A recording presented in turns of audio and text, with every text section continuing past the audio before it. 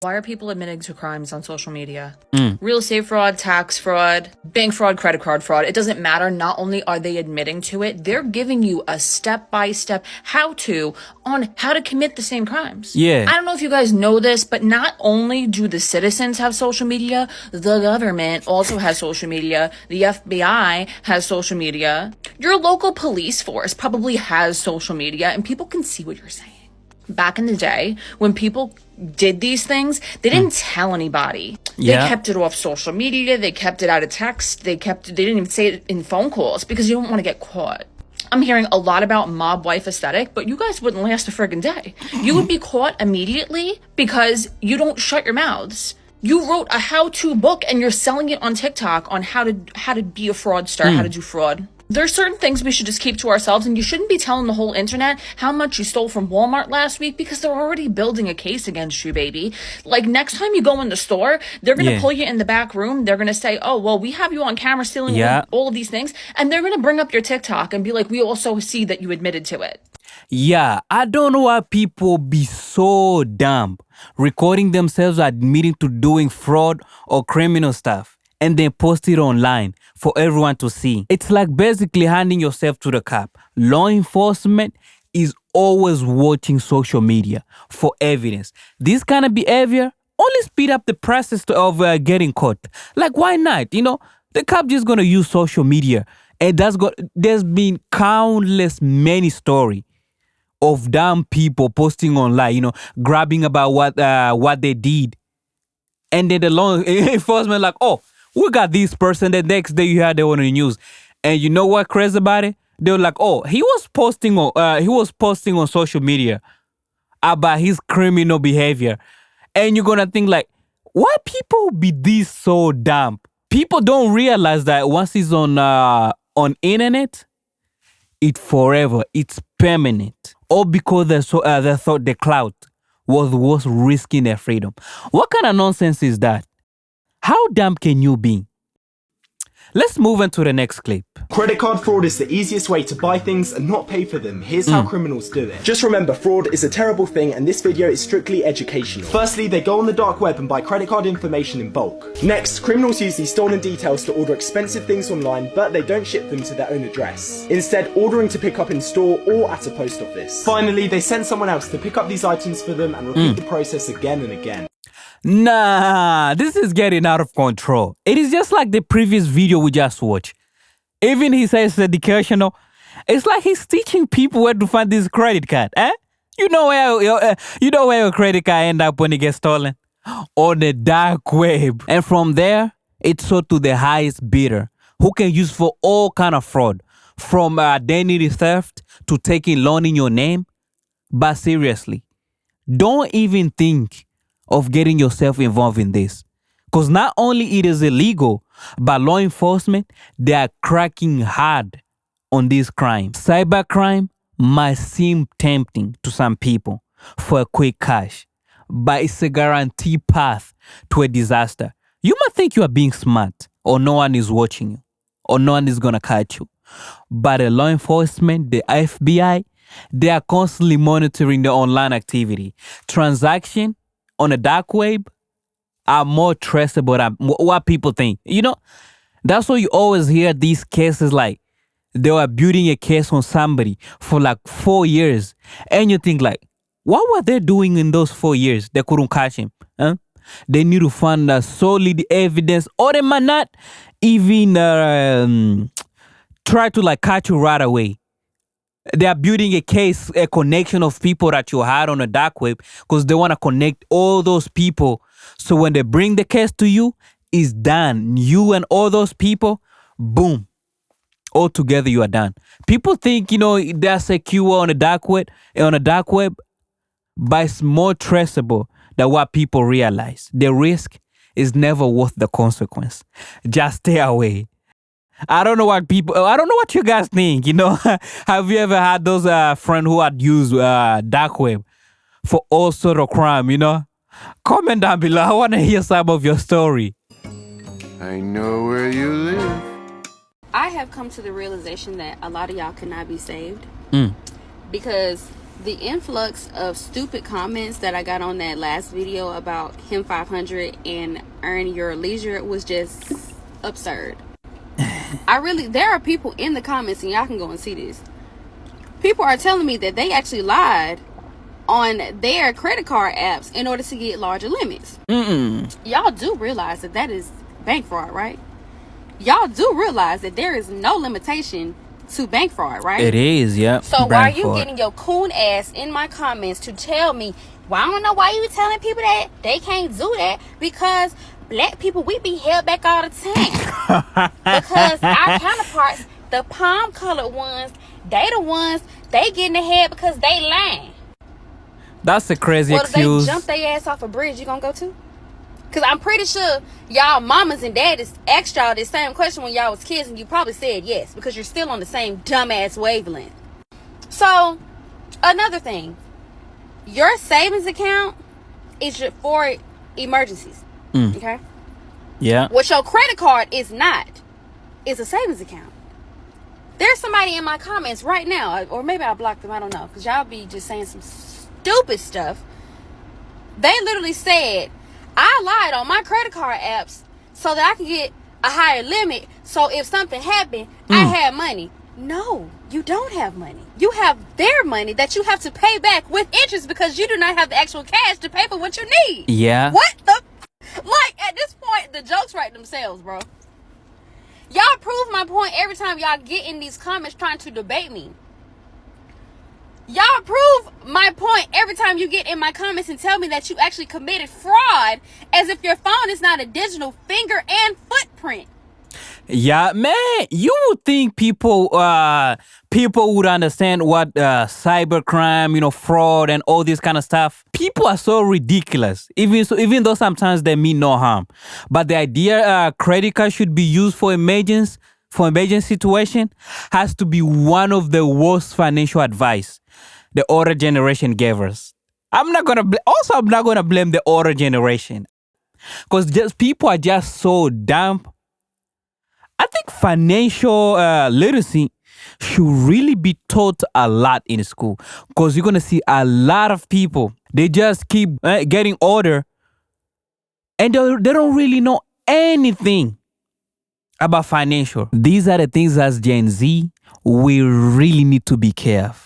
Let's look at the comment on this video. It is not worth it at all. When they ask proof of income, then what? Yep, just like it was in that clip we just watched. If they ask you the proof of income, are you gonna forge your proof of income? Because usually when they ask for a proof of income, we usually go to the HR or your supervisor and you ask for your pay stub. And you're like, oh, I need my pay stub for 4 weeks. And even if you have to go further, 8 or 12 weeks. Are you going to forge your pay stub? How long you going to keep lying? You lie about your income, pay stub, you even forge everything. How long are you going to lie before they catch up to you?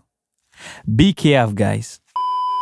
This is super illegal, and I would never do this, but this is probably the fastest way to make $3,000 in a single day. Like I said, don't do this. This is for educational purposes only. But if you're in a bind and you got to make rent It's always the video said oh, this is only for education purpose only. on Monday, you can do this right now. All I would do is I would go to ChatGPT and I would say, ChatGPT, what are 10 steps for a single mom to make 6 figures a year? It will give you a list of things that you can do. You basically take that stuff, expand on it in a Google Doc a little bit, and then make it a PDF, make it look nice, like on Canva or something. Once it's done, spin up a website called milfymom6figures.com or something like that, or whatever. 6figuremilfs.com. Then I would go to Facebook groups where all these moms are hanging out. A little hack, women between 35 and 50 will pretty much buy anything. Literally anything. Nah, I don't think so. All you have to do is go into that Facebook group and just write a message that sounds like a human, doesn't sound like a bot, and be like, yo, ladies, I can't believe this, but I've somehow just made 6 figures using this PDF. You have to try this. It's literally insane. Don't make it sound like a bot. Make it sound like a person. And in these Facebook groups, make it sound like it's someone else's product. And then just drop the link. And the product is going to cost $29. That's where you're going to make it. Like I said, a $29 purchase is literally a fucking no-brainer. Anyone will buy that. And if you post in 10 Facebook groups, all you need is technically 11 people in each Facebook group to make $3,000. 11 people in 10 Facebook groups. So 29 at $29. You may need to answer your 10 Facebook times Messenger 11 DMs or whatever and just answer questions for these people. Like, does this really work? Yes, it actually does. And there you go. You made $3,000. Super unethical. Do not do this. But if I had no regard for morals or ethics or anything value related, this is what I would do to make money as fast as humanly possible. Like literally $3,000 in about 24 hours. But do not do this. Yeah, he just explained the whole selling course industry. This is exactly how this internet guru operate. Repackaging commonly available information and market it as groundbreaking. It is crazy the kind of tactic they use. They'll bet you a promise like, I have this secret, it's gonna make you a ton of money. But the catch is, you know what the catch is? The catch, you just have to buy my course. If you buy this course, it's gonna have all the information you're gonna need in order to make this money I'm promising. That's always the catch. Buy my course and you're gonna make a lot of money. It's all about selling information. In a way, it seems transparency, but it's actually designed to kind of manipulate people into thinking, we are getting something exclusively.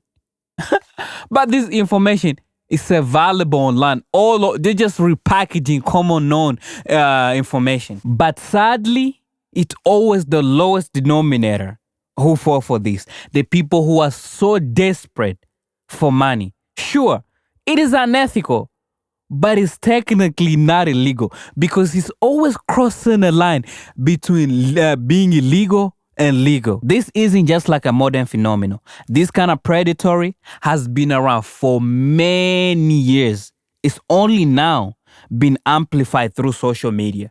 You must have heard the guy from 90 who made this outrageous claim about his method for making money or for curing disease. But none of his method ever worked. I think his name is Kevin Trudeau. I don't know how to pronounce his last name. But basically, he made millions of dollars selling his information. Selling books like Natural Curses, They Don't Want You to Know About, and Dirt Curses. Yeah, I believe, yeah. His claim was so outrageous, so weird. Promise an easy way to get rich. Is there really a way to get rich so easily? Unless you are born in like a rich family. But there is not an easy way to make millions of dollars. There is no easy way. You're gonna have to work for it. Let's move on to the next clip, guys. What are some of the excuses you have heard? People did what they did because of that excuse. Let's watch this next clip. You're gonna see what I'm talking about. Did you understand you're charged with the offense of credit or debit card abuse as a state jail felony? Range of punishment is anywhere from 180 days up to 2 years in the state jail facility and up to $10,000 fine. Did you understand? You're gonna need to speak up. Yes, ma'am. Why are you stealing? It was in a bad spot at the time. No, I mean, I don't understand why when people think they're in the bad stop, the go-to is let me steal from somebody else who's been working hard. So why are you doing it? And what bad spot are you talking about you're in? I wasn't doing it, it was one time. No, I mean, one time is too many. So what bad spot were you in? Because you're employed. So what bad spot were you in that you would take somebody else's credit card? Let me stop right there. He's employed and being charged with credit card crime. He's just gonna make his case worth. That's like what I said. What are some of the worst excuses you've heard? People say they did what they did. Doing criminal stuff, there is no excuse. Like, I was short $10, that's why I went to steal. Nah. It's crazy what are some of the excuses people would bring up when in a bad situation, not a bad situation, when they get caught. And use it. I just started working, I needed Pampers. How many times were you trying to use their cards? Or how many times did you use their card? I only used the card one time.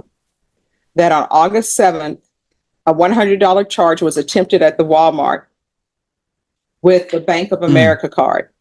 And then the second and third attempts were at the same location at approximately 6:45 a.m. and 6:46 a.m.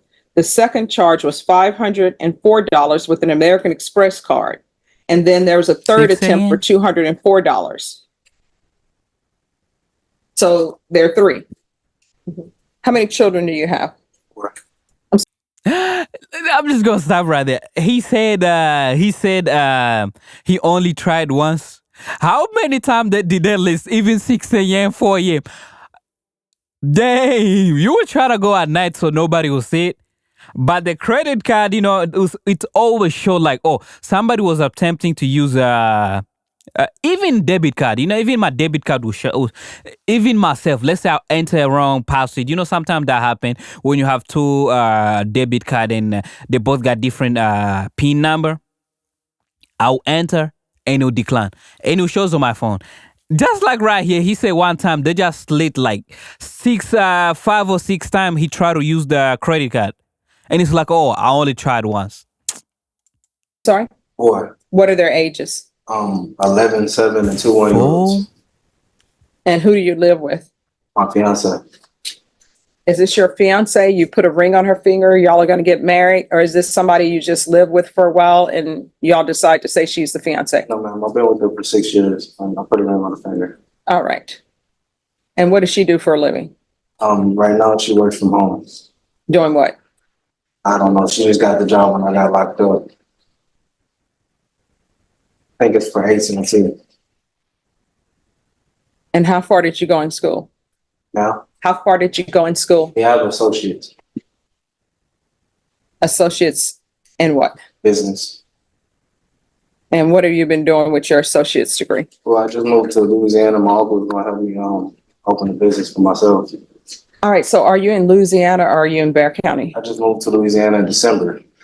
Oh, so is he going to be living in Louisiana? We are going to be asking probation. I explained to him that it can be transferred, but it has to be through the probation department. He first needs to check in here, and then probation arranges for that to happen and be able to move to whichever parish that he's going to be living in Louisiana. All right. And your fiance is in Louisiana? It's not What parish? St. Samuel.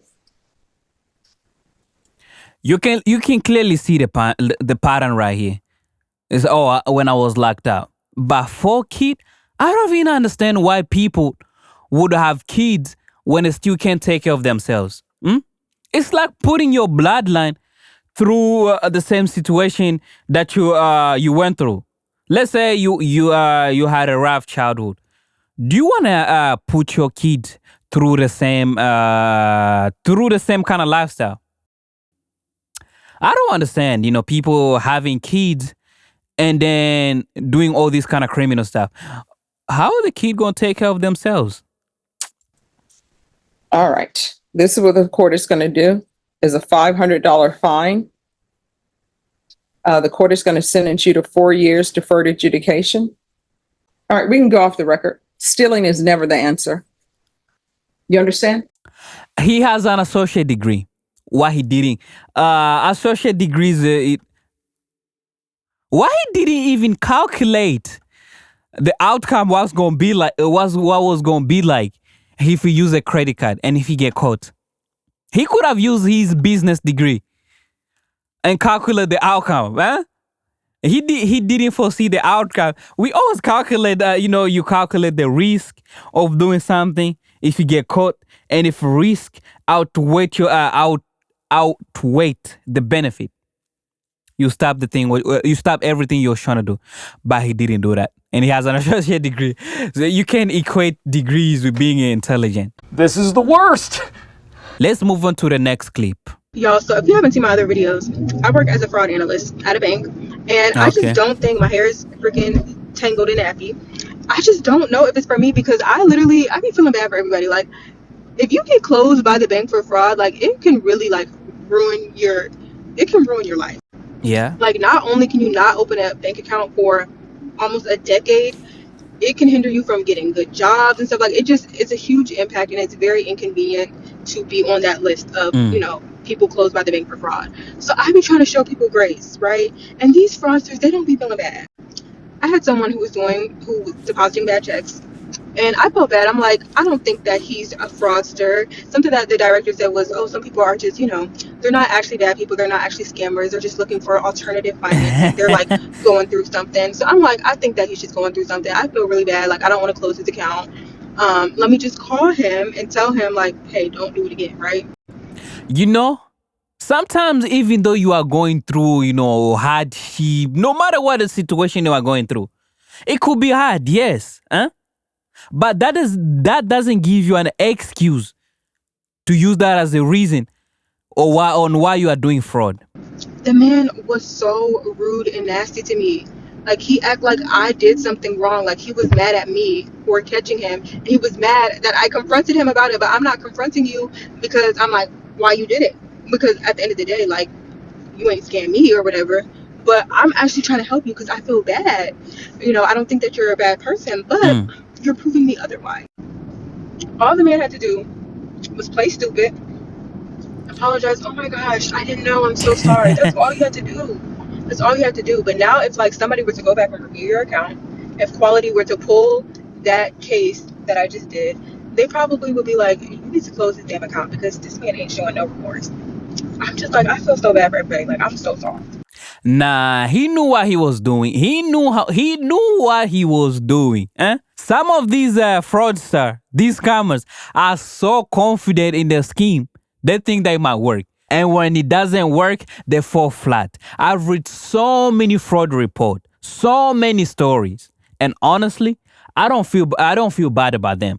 They exactly know what they are doing. These aren't accidents or mistakes. People go through ridiculous lengths to create fake pay stub, W-2, and other documents just to scam their way through life. Don't be like these people, guys. Don't be like this. Don't be like these people. If they put that same energy, effort, into improving their life or finding a legit way to make money, they'll be better off. But instead, they choose a shortcut. They choose to go through the wrong way. Shortcut always never works. It's better to put in that works. Because in the future, if you put in that works, it's going to pay you off tremendously in a long way. Don't take shortcut because it always capture them. Don't be like these guys. Don't use useless excuses. This is University of Miami student Matthew Bergwall on a weekend trip to Dubai with his girlfriend. You may be thinking, how does a college student have any money to do that? Well, here's the thing. He's been running a multi-million-dollar fraud operation out of his dorm room. Matthew Bergwall. A multi-million-dollar operation scheme? Damn, this guy was balling. He was balling. Was a normal University of Miami student. He wasn't really in a big time frat or anything, but according to my sources at the University of Miami, after Matthew pulled a girlfriend way out of his league, which does happen on university campuses, he caught some people's attention. And then he started to go on trips with his girlfriend. And people were like, wait a second, where's this money coming from? Well, as it turns out, Matthew Bergwall is being accused of running a $3.5 million shipping fraud scheme, and he could face up to 45 years in prison. Dang! That's a lot of money. Guys, I gotta tell you something. Let me tell you something. Let me tell you something. All right. Let me tell you something. Wait. If you're ugly, I'm not saying, but let me just say the truth. If you are ugly and all of a sudden girls start checking you up, start getting close to you, just know they might be up to something. That's what it is in this situation. What did he have? He had money. He had money. That's why all the girls were flaunting to him. Other than that, I don't think he had anything going on for himself. If it wasn't for the money, I don't think the girl would have been all over him. He had money. If you see girls all of a sudden they start checking up on you, just know they might be up to something. Somehow gained unauthorized access to accounts belonging to a multinational shipping, receiving, supply chain management company. The 21-year-old and his co-conspirators then would enter fake tracking info for the goods the company was transporting all over the United States. They would then get the goods. They would then report back to the shipping company that they never got their goods and get a refund. They would do this with high-end electronics, jewelry, designer clothing, and accessories. And these fellas were running up the score. Bergwall's fraud scheme caused nearly 10,000 fraudulent returns and resulted in at least $3.5 million in lost product and sales revenue to victim retailers. For example, during the course of the conspiracy, he got a $41,000 Rolex, told them, oh, I didn't receive it, got his money back. $600 Team G electric skateboard, I don't know what that is, a Samsung HD, and an $80 pair of Reebok shoes. Really? $80 pair of Reebok shoes? You're scamming Rolex for $41,000 and you wanted $80 back, dude? That's probably why you got caught, because you were cheap. Bergwall is also originally from Darien, Connecticut, which is pretty much the richest town in America, so he probably didn't need to do this. He also picked up the hobby of DJing on the University of Miami campus and off-campus parties. That's weird. So another DJ down. Brutal. But yeah, no more trips to Dubai for Matt. It appears he'll be going to jail for a very long time. What was this guy thinking, yeah? He's exactly doing the same thing. Exactly the same thing. All these internet fraudsters do. Scam people, blow the money, and buy damn stuff. The first thing he bought after scamming $41,000 was a Rolex. It is crazy how some people don't even try to lay low, or think long term. Instead of going straight and buy flashy thing, purchase like watches, designer clothes, luxury car, all these luxury stuff. I understand how some people think it is a smart move, but not only that they are wasting their money, but it also draw attention from law enforcement. Police, open up! What do you want?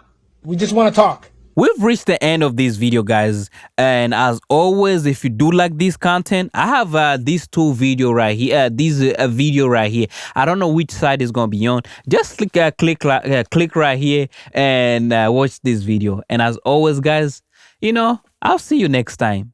Stay safe.